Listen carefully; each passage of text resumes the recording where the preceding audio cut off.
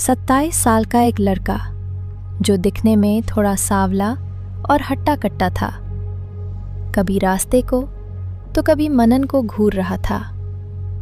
एकदम से गाड़ी रुकी।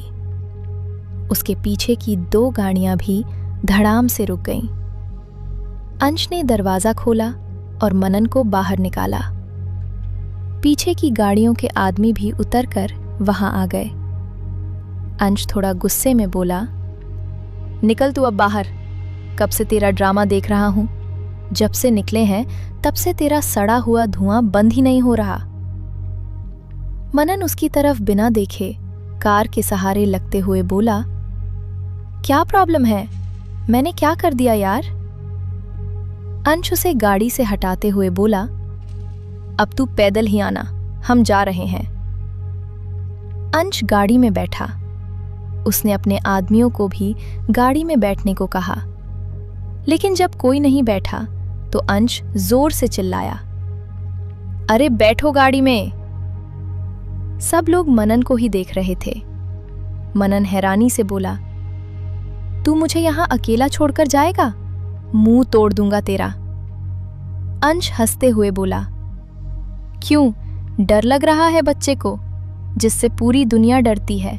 वो आज डर रहा है? वाह भाई वाह। मनन गाड़ी का दरवाजा खोलते हुए बोला, ओए, मुझे किसी से डर नहीं लगता, समझा? अब दरवाजा खोल। अंश गाड़ी स्टार्ट करते हुए बोला, अब आना धुआं छोड़ते छोड़ते। मनन बोला, अरे पागल है तू, मैं कैसे आऊंगा? यहां कोई लिफ्ट भी नहीं देगा। देख कितनी सुनसान जगह है। अंश बोला, देख भाई, गलती तेरी है। अगर तू शुरू से शांति से लॉन्ग जर्नी एंजॉय करता तो ये सजा नहीं मिलती। और रही आने की बात, तो मैंने सुना है यहाँ गधों की कमी नहीं है। जंगल से कोई गधा पकड़ लेना, उसी पर बैठकर आराम से आ जाना। ओके बच्चा? अंश गाड़ी स्टार्ट करके थोड़ा आगे निकल गया। मनन उसे आवाज देते देते थक गया। वो खुद से ही बड़बड़ाते हुए बोला, कैसा दोस्त है, मुझे छोड़कर चला गया। मतलब मेरी ही गाड़ी से मुझे उतार दिया। छोड़ूंगा नहीं इस काले बिल्ले को। ये कहकर उसने झुंझलाकर अपना सिर झटक दिया। मनन ने इधर उधर देखा। जगह सुनसान थी और सुबह की हल्की सी सूरज की रोशनी उस जगह की खूबसूरती बढ़ा रही थी। वो ये सब निहार ही रहा था कि तभी अचानक एक गाड़ी उसके ठीक सामने आकर रुक गई। मनन के पैर को लगते लगते बची। उसमें से अंश उतरते हुए बोला, चल मेरा बच्चा, मुंह मत लटका, आजा, अब चलते हैं साथ में। मनन उसकी तरफ मारने के लिए दौड़ते हुए बोला, साले हरामी, मुझे यहां सुनसान जगह पर छोड़कर चला गया। तेरा तो दिवाला निकाल दूंगा मैं। ऐसे कौन जाता है छोड़कर, पागल इंसान। अंश उसकी पकड़ में आ गया और हंसते हुए उसने मनन को गले लगा लिया। बदले में मनन ने उसे कुछ ज्यादा ही कसकर गले लगा लिया। अंश ने धीमी आवाज में कहा, अरे जालिम इंसान, मारेगा क्या मुझे? छोड़ मुझे यार, मर जाऊंगा। मनन उसे धक्का देते हुए बोला, अब फिर कभी ऐसा करने की कोशिश मत करना, याद रखियो। अंश बोला, हाँ यार, याद रहेगा। पर एक बात बता, तू सच में डर गया था ना? मनन उसे घूर कर बोला, मैं मनन ओबरॉय हूं बेटा।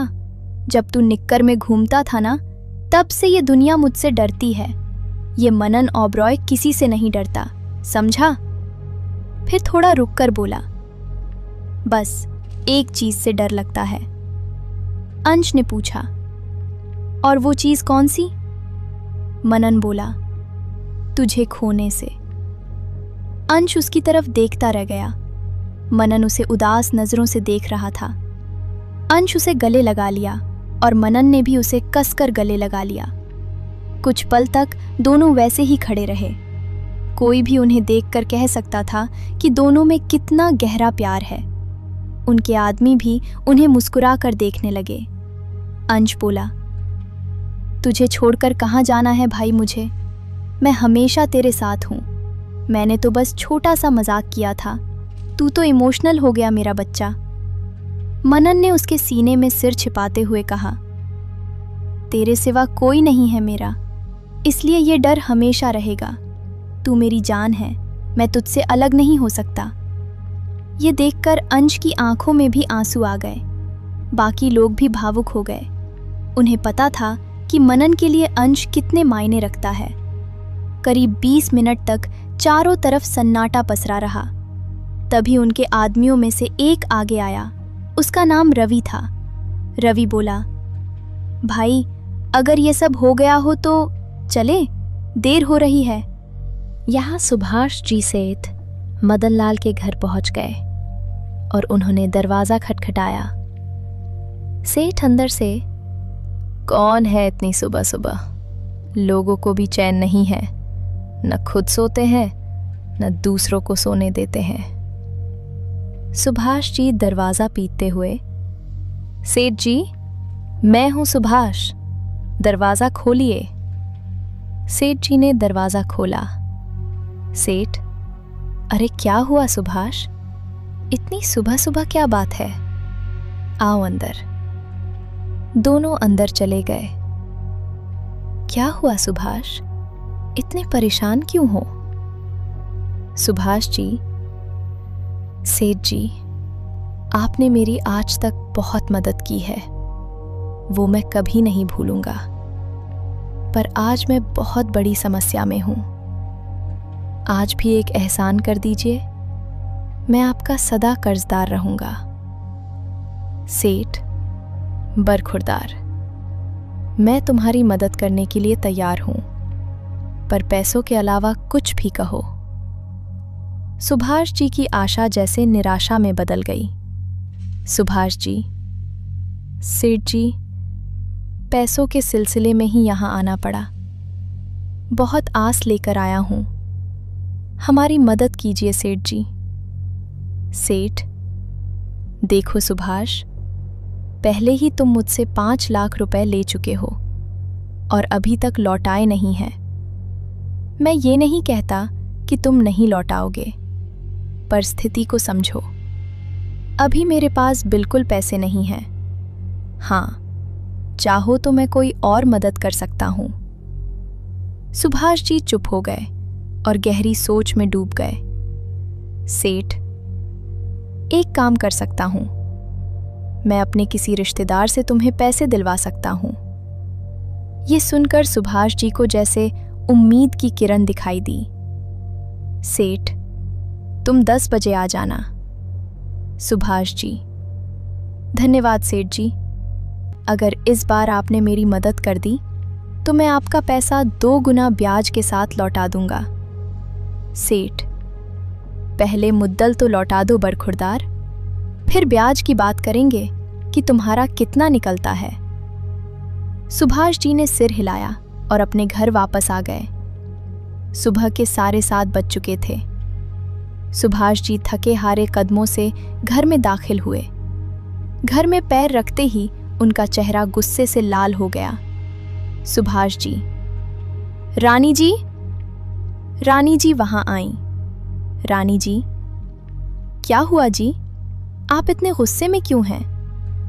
सुभाष जी एक ही जगह घूर रहे थे। जब रानी जी ने भी वहां देखा तो उनका गुस्सा भी 7वें आसमान पर पहुंच गया। रानी जी, कितनी बार कहा है हमने तुझे, अपनी मनहूस शक्ल मत दिखाया कर, पर तू अपनी हरकतों से बाज नहीं आएगी। कितनी बार कहा है, अपना मनहूस चेहरा हमारे सामने मत लाया कर। सुभाष जी, रानी जी, आपको कितनी बार समझाया है कि इस लड़की का चेहरा ढका रहना चाहिए।